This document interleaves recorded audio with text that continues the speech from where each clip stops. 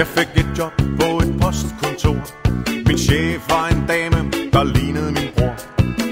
Men hun var flink og en rigtig makker, og hun gav mig en hånd, når vi sorterede pakker. Men pludselig sagde hun, lad pakkerne ligge, nu skal vi frankere, og du skal slikke. Det var en fredag aften, og det var meget sent, og i retten sagde hun, det var venligt ment. Men enhver kunne se, at det var sexchikane. Enhver kunne se, at det var sexchikane. Kun cheferne under den kolde hane. Vi finder os ikke i sexchikane.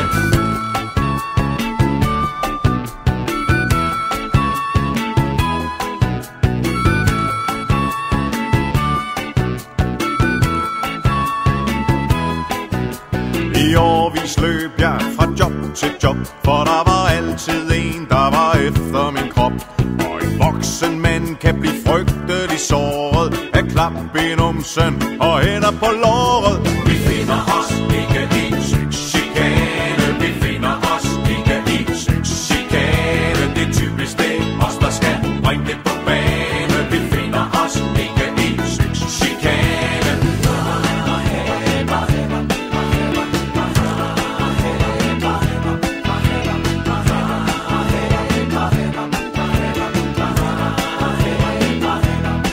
Når man kan lide sit job og giver den en skalle, så er det surt, hvis chefen kun tænker på at knalde.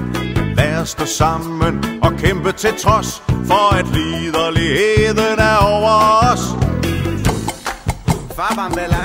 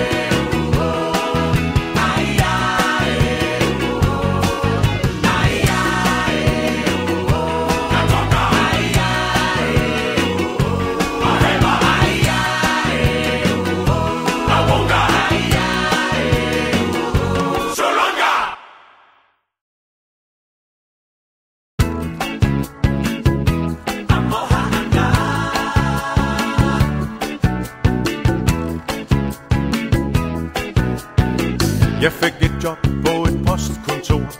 Min chef var en dame, der lignede min bror. Men hun var flink og en rigtig makker, og hun gav mig en hånd, når vi sorterede pakker. Men pludselig sagde hun, lad pakkerne ligge, nu skal vi frankere, og du skal slikke. Det var en fredag aften, og det var meget sent, og i retten sagde hun, det var venligt ment. Men enhver kunne se, at det var sexchikane. Enhver kunne se, at det var sexchikane. Kun cheferne under den kolde hane. Vi finder os ikke i sexchikane.